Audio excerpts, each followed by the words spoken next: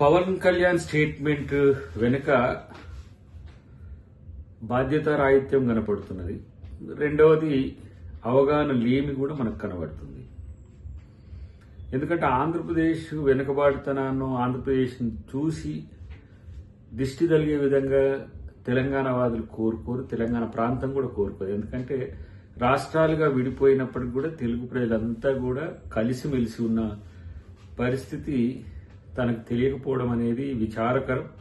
అన్నిటికంటే ముఖ్యంగా ఏంటంటే అవకాశవాద ప్రకటనలు పవన్ కళ్యాణ్ నుంచి రావడం అనేది తెలుగు ప్రజలు కూడా కోరుకోవట్లే.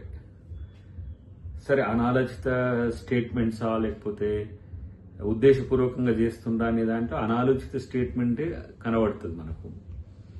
కాబట్టి గోదావరి ఎప్పుడు కూడా తెలుగు ప్రజల్ని సమానంగానే చూసింది.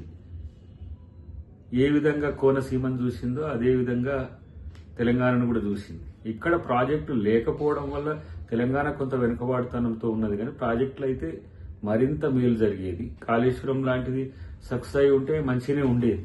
కానీ ఈ అంశాలలో తనకు అవగాహన లేకపోవడం వల్ల కేవలం రాజకీయ ప్రేరేపిత ప్రకటనలతోనే ఈరోజు పవన్ కళ్యాణ్ ఈ స్టేట్మెంట్ ఇచ్చిందని మనం అనుకోవాల్సిన అవసరం ఉంది.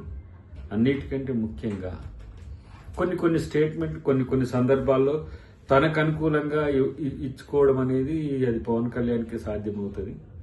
కానీ ఆంధ్ర తెలంగాణ ప్రజల మధ్యన చిచ్చు పెట్టే విధంగా భారతదేశంలో ఏ నాయకుడు స్టేట్మెంట్ ఇచ్చినా ఈ తరహా వ్యతిరేకత వస్తనేది ఊహించి ఉండకపోవచ్చు. కానీ ఏదో ఫ్లోలో తనున్న నియోజకవర్గంలో మాట్లాడేటప్పుడు మాట్లాడుతున్నది ఒక డిప్యూటీ సీఎం హోదాలో మాట్లాడుతున్నాం అనేది కనుక గుర్తుండే ఉంటే ఇలాంటి ఒక నెగ్లిజెంట్ స్టేట్మెంట్ వచ్చేది కాదు. ఇది తెలుగు ప్రజలు ఎవరు కోరుకోరు, తెలంగాణ ప్రజలు కూడా ఎవరు కోరుకోరు.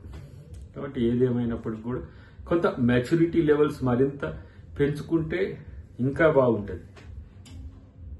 లేకపోతే ఎవరినో సాటిస్ఫై చేయడానికో మనం ఉన్న చోట ఉన్న వాళ్ళని సంతృప్తి పరచడానికో లేకపోతే మనం మద్దతు ఇచ్చిన వాళ్లకు అనుకూలంగా ఉండడము అనేది ఇది అవకాశవాద రాజకీయమే అని అనిపిస్తుంది. కాబట్టి ఏదేమైనా కూడా వాస్తవానికి చెప్పాలంటే తెలంగాణకు వచ్చి తెలంగాణ పాట, ఆంధ్రాకి వెళ్ళిన తర్వాత ఆంధ్ర పాట, తర్వాత ఇప్పుడు బీజేపీతో అనుకూలంగా ఉంటే బీజేపీ పాట, టీడీపీతో అనుకూలంగా ఉన్నప్పుడు టీడీపీ పాట, ఇట్లా ఏ పాట ఆ పాట నేర్చింది కాబట్టి కొంచెం తను బతక నేర్చిన పాట పాడుతున్నట్టుగా భావించాల్సిన అవసరం ఉంది. కాబట్టి దీన్ని ఎవరు తెలుగు ప్రజలు పట్టించుకోవద్దని మేము అనుకుంటాం.